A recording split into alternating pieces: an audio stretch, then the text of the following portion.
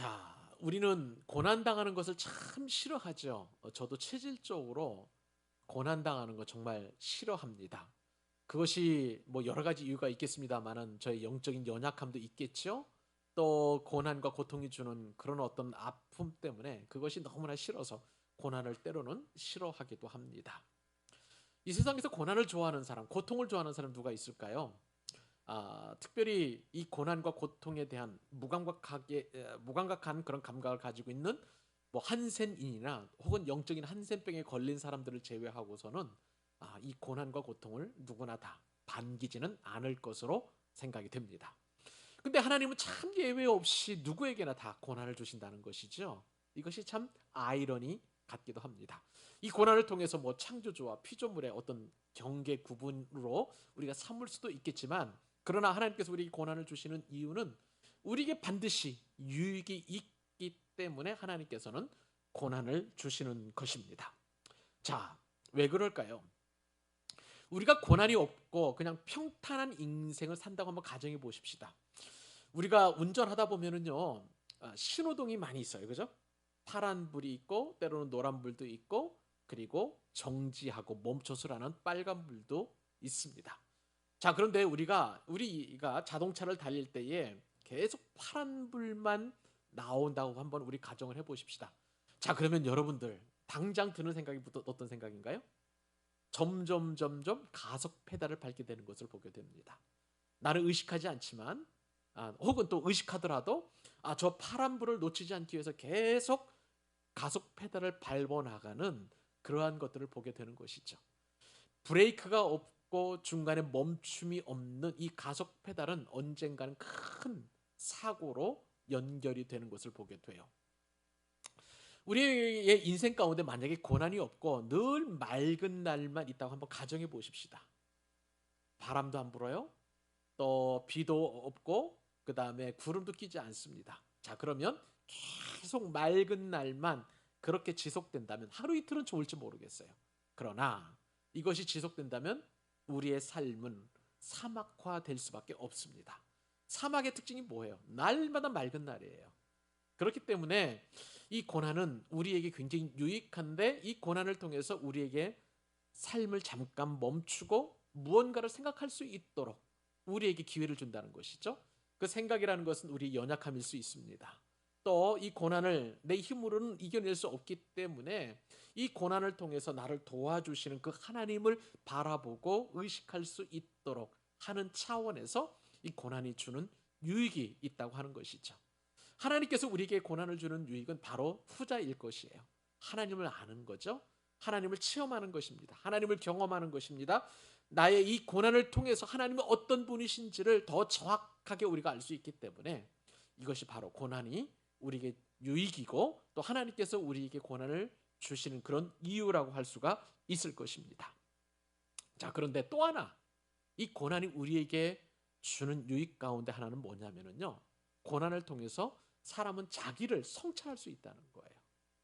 자기 삶을 되돌아보게 되고요. 자기의 죄를 깨닫게 되고요. 내가 혹시 어떠한 또 하나님 앞에 죄를 지었는지를 돌아보게 된다는 것입니다. 만약에 그 자식이 아프게 되면 부모님은 항상 고민을 하게 되어 있어요. 내가 이 자식에게 뭘 잘못 먹였나? 아니면 감기가 걸리도록 온도 조절을 잘못했나? 옷을 안 입혀주었나? 늘 그렇게 점검을 하게 되죠. 내 자신을 점검을 하게 되는 것을 보게 됩니다. 이것이 바로 고난이 주는 유혹인데요. 시편 25편에 나타나는 이 고난이 주는 유혹은 바로 자신을 돌아보게 하는 그런 귀한 기회이기 때문에 우리에게 고난이 유익하다는 것을 다윗은 지금 찬송하고 있는 것이죠. 자, 이 고난은 내 맘대로 살려고 했던 길에서 돌이키게 되는 것이고요. 이 고난이라는 채찍, 그것이 때로는 인생 채찍이 될 수 있고요. 그것이 또한 환경이라는 채찍이 될 수 있고, 관계라는 채찍도 될 수 있고, 질병이라는 채찍도 될 수 있고, 또 경제적인 궁핍이라는 그런 채찍도 될 수 있습니다만은, 이런 채찍을 맞고 고난을 당하게 되면 우리는 반드시 하나님 앞으로 돌아가게 되어 있습니다. 시편 119편 67절에 보면 시편 기자가 이렇게 고백을 해요. 고난 당하기 전에는 내가 그릇 행하였더니 자신을 살펴보는 거잖아요. 고난 당하기 전까지는 그것이 옳은 길이고, 그리고 나를 성취하는 길이고, 그리고 내가 자존감을 높이는 길이고, 내가 만족을 얻는 그런 길이었지만, 그것이 고난 당하고 나니까 그릇 행하였다는 거예요. 이게 시편 기자의 고백입니다. 그런 다음에 고난을 받은 이제는 주의 말씀을 지키나이다. 이렇게 성경은 기록하고 있습니다. 비단 이것이 성경 기자의 그런 말이 아니라 우리 모든 사람들의 고백이 될 수 있는 것이죠.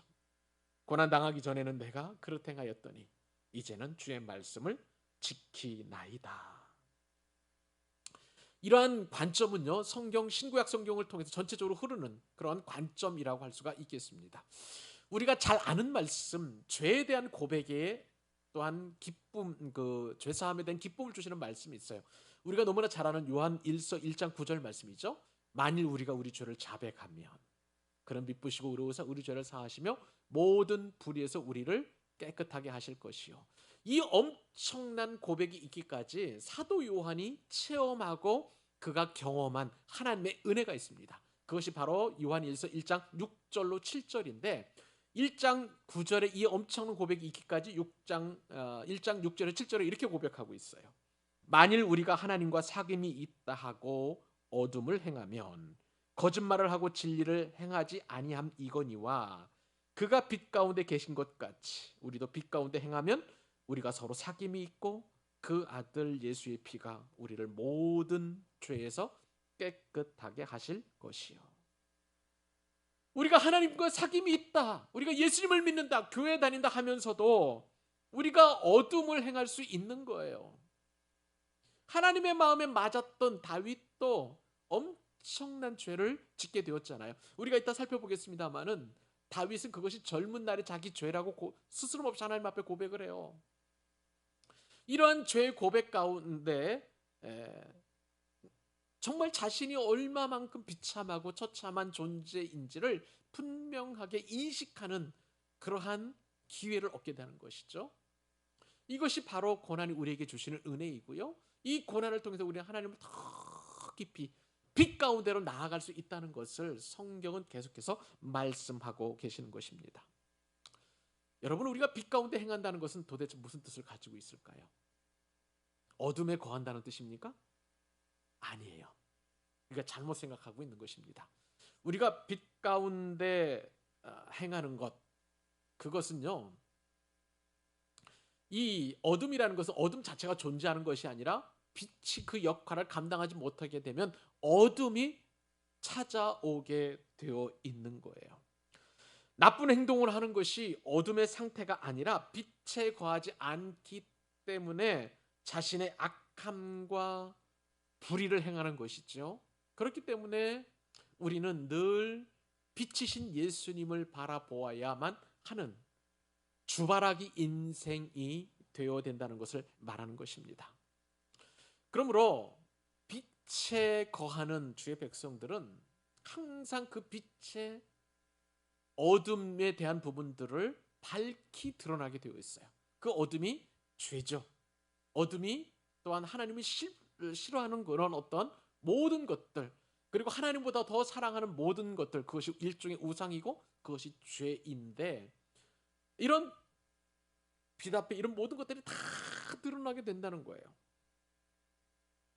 빛이신 하나님과 사귈 때에 사람은요 자신의 약함을 보게 됩니다. 다윗이 오늘 본문에서 고백하는 것이 바로 그 부분이에요. 여호와의 주의 긍휼하심과 인자하심이 영원부터 있었사오니.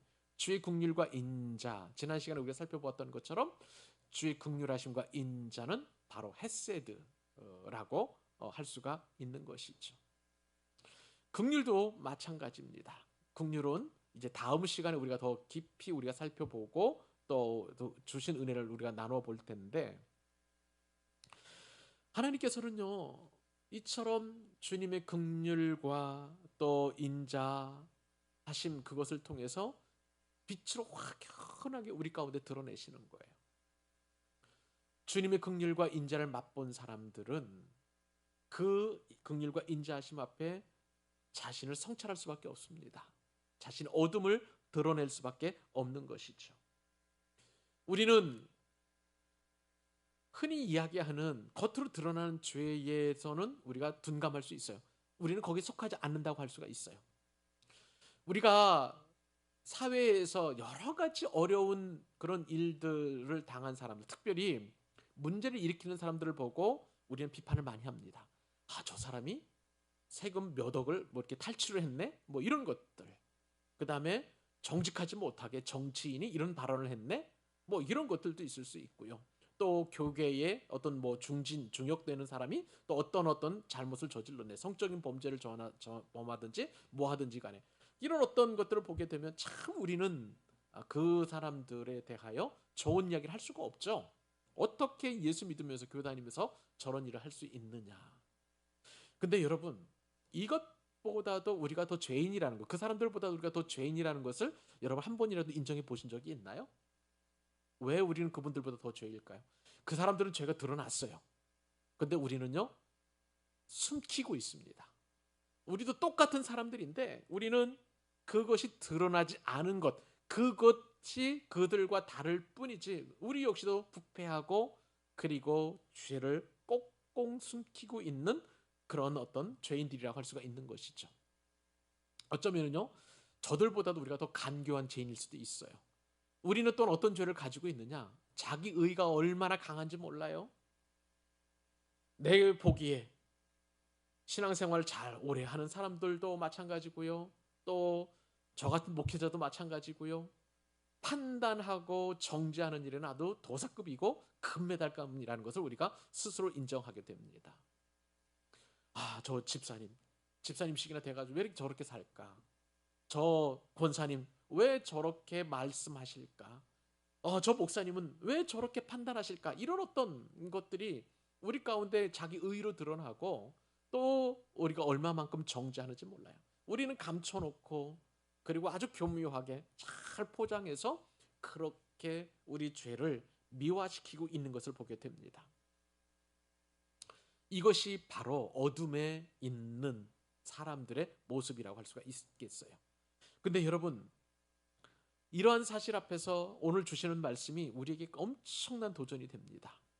여호와의 주의 긍휼하심과 인자하심이 영원부터 있었사오니 주여 이것들을 기억하옵소서. 여호와여, 내 젊은 시절의 죄와 허물을 기억하지 마시고 주의 인자하심을 따라 주께서 나를 기억하시되 주님의 선하심으로 하옵소서. 다윗은 이렇게 자신이 하나님 앞에 죄를 지었음을, 죄인임을 스스럼없이 드러내는 것을 보게 됩니다. 저는 이러한 다윗의 모습을 보면서 예전에 읽었던 그 C.S. 루이스의 순전한 기독교에서 나왔던 한 대목이 생각이 났습니다. 그 글에 이런 내용이 있어요. 사람은 선해지면 선해질수록 자기 안에 남아있는 악을 더 분명히 깨달을 수 있다. 반면에 악해지면 악해질수록 자신의 악을 깨닫지 못한다. 어느 정도 악한 인간은 자기가 그리 좋은 사람은 못 된다는 것을 안다. 그러나 철저하게 악한 사람은 자기가 옳다고 생각한다. 여러분은 이 네 가지 부류의 사람들 가운데 어떤 부류에 속합니까? 선한 사람입니까? 아니면 악한 사람입니까? 어느 정도 악한 사람입니까? 철저한 악한 사람입니까? 다윗은 그런 면에서 자신의 죄를 알고 인정했던 면에서 볼 때에 선한 사람이었던 것을 보게 됩니다. 다윗의 이 말씀을 보면서 제가 생각나는 사람이 있었어요. 여러분, 기독교의 교리가 초대교회의 그 어려웠던 힘들었던 그 시기에 교부 시대의 그런 교리적 어떤 파행들을 일목요연하게 정리한 위대한 신학자가 있습니다. 어거스틴 또는 아우구스티누스라고 하는데 어거스틴이라는 사람을 소개하고 싶습니다. 어거스틴은 아프리카의 북항구 도시 히포라는 도시의 감독으로 그렇게 사역을 하게 되었는데 76년 동안 인생을 살면서 정말 모든 기독교의 교리를 체계화하고 토대를 놓았던 엄청난 신학자라고 할 수가 있겠습니다. 이 히포의 어거스틴은요, 처음부터 그렇게 유능한 사람은 아니었어요. 그렇게 또한 진리에 대해서 추구했던 그런 사람이 아니었고요.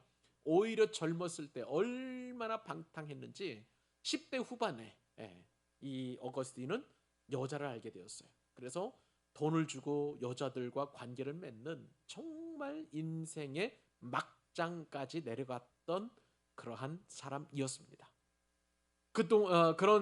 어거스틴이 그렇게 방탕하고 방황하는 그런 삶을 살 때 어머니 모니카는 계속 아들을 위해서 기도했어요.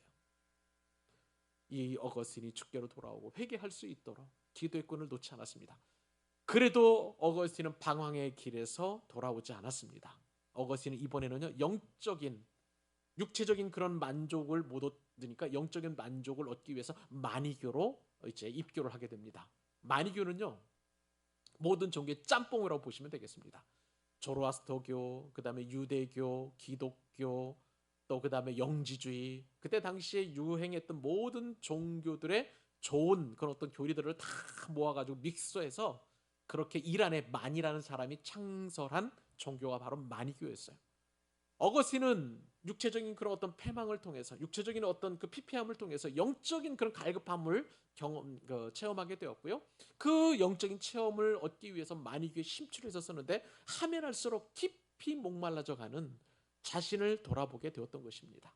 마치 너무나 갈증이 나서 바닷물을 마셨는데 바닷물을 마시면 마실수록 더 갈증을 느꼈던 것과 똑같은 그런 상황이 어거스틴에게 전개가 되었던 것이죠. 그때 바로 어머니 모니카의 기도가 응답을 받습니다. 어거스틴이 깊은 회심을 하게 되었고 하나님 앞에 나오면서 그가 가장 먼저 집필했던 책이 참회록이에요. 어거스틴의 참회록 혹은 고백록이라고 그렇게 책 제목이 나와 있는데 그 고백을 보면 인간의 어떤 말초적인 근본적인 죄성이 얼마나 적나라하게 드러나와 있는지 어거스틴은 그것에 대하여 참회하면서 자신이 얼마만큼 죄인이었는가를 확연하게 이 고백록을 통해서 다 드러나게 되어 있는 것을 보게 됩니다. 빛을 통해서 참된 빛이신 예수님을 깊이 만나니까 자신의 모든 어둠들이 밝히 드러나서 그렇게 공개가 되는 그런 엄청난 역사가 일어나게 된 것이죠. 여러분 사도 바울도 성경에서도 보면 사도 바울은요 은혜를 받으면 받을수록 자기가 얼마나 큰 죄인인지를 그렇게 고백을 합니다. 저는 이런 바울의 고백을 통해서 빛에 속한 사람이 어떤 특징을 가지고 있는지를 생각해 보게 되었어요. 바울이 고백하는 순서가 이렇게 고백이 됩니다. 나는 사도 중에 가장 작은 자라고 처음에는 고백을 해요. 그렇죠? 12명의 사도가 있었는데 그들보다 더 작은 자라고 그렇게 고백을 하고 또 나아가서 모든 성도 중에서 지극히 작은 자보다 더 작은 자라고 그렇게 고백을 합니다. 사도에서 성도로 그렇게 자신의 정체성을 내기하죠. 그런데 사도 바울의 고백의 진수는요, 나는 죄인 중에 내가 괴수라. 죄의 두목이라는 거예요. 괴수라는 거예요. 바울은요, 자기 정체성을 사도에서 찾는 것이 아니라 또 성도에서 찾는 것이 아니라 나는 죄인 중에도 엄청난 가장 큰 죄인이라는 것을 그렇게 고백합니다. 이것은 바로 은혜 받은 자, 그것도 고난을 통해서 깊은 은혜를 받은 자, 다윗과도 같이 그렇게 고난 속에서 자신을 잊어버리고 방황했고 또 하나님을 멀리 떠나서 하나님 없는 것처럼 살아왔던 자신이 모든 것을 다 회개하고 돌이켜 보았더니 나는 죄인 중에 괴수라라고 그렇게 고백을 했던 것이죠. 오늘 다윗은 바로 그렇게 고백을 합니다. 그러니까 자기가 붙잡아야 될 것, 자기가 바라봐야 될 것은 주님의 긍휼밖에 없어요. 하나님의 인자하심밖에 없는 것입니다. 하나님 어떤 분이십니까? 8절에 보니까 여호와는 선하시고 정직하십니다. 그러므로 그의 도로 죄인들을 교훈하시리로다. 여러분, 내가 죄인이라고 고백할 수 있는 것은 하나님의 큰 축복임을 믿으시기 바랍니다. 성령님의 인도하심과 성령님의 깨우치심이 없으면 누구도 나를 죄인이라고 고백할 수 없는 거예요. 내가 오히려 왜 죄를 지었느냐? 나는 도둑질도 안 했다. 강도질도 안 했다. 나는 다른 사람보다 선하게 살았다라고 그렇게 이야기하는 것이 성령 없는 사람들이에요. 그런데 성령을 받은 사람들은요. 내가 죄인입니다. 내가 이런 죄를 지었습니다. 내 죄 때문에 내가 지금 고난 가운데 있는지 한번 살펴보기 원합니다라고 그렇게 하나님 앞에 나아갑니다. 사랑하는 여러분, 혹시 마음의 고난, 환경의 고난, 육체의 고난, 또한 여러 가지 생각의 고난들이 당하고 있다면 다윗과도 같이 내 자신 한번 살펴보시기 바랍니다. 어거스틴처럼, 바울처럼 내가 과연 어느 위치에 있는지 돌아보실 수 있기를 바랍니다. 그럴 때에 오늘 주신 말씀과도 같이 주의 진리의 빛이 우리를 가득하게 비추어 주셔서 우리로 하여금 빛의 자녀답게 살아갈 수 있도록 저와 여러분을 온전한 길로 인도해 주실 줄로 믿습니다. 은혜로우신 아버지 하나님, 이 밤에 우리를 부르시고 우리에게 꼭 필요한 신령한 말씀을 들려주시니 감사합니다. 하나님, 오늘 주신 말씀처럼 우리가 고난 가운데 있다 한다면 우리 스스로를 돌아보게 하여 주시옵시고 죄를 회개하는 은혜를 누리게 하여 주시옵소서. 하나님, 바울과도 같이 사도 중에, 모든 성도 중에, 죄인 중에 내가 괴수라고 고백하는 진정한 자기 성찰이 있게 하여 주시옵시고, 하나님, 내가 빛 대신 주님을 가까이 하면 할수록 내 죄성과 어둠이 밝히 드러난다는 사실 앞에 감사하고 감격하게 하여 주시옵시며, 그 주님을 더 깊이 사랑하고 더 힘써 알아가고 주님과 교제하고 교통하는 은혜가 우리 가운데 있게 하여 주옵소서. 이 모든 말씀 예수 그리스도의 이름으로 기도 올려옵나이다. 이제는 우리 구주 예수 그리스도의 크신 은혜와 하나님 아버지의 극진하신 사랑하심과 성령 하나님의 소통하심과 위로 충만케 하심이 지금부터 영원토록 함께 있을지어다. 아멘.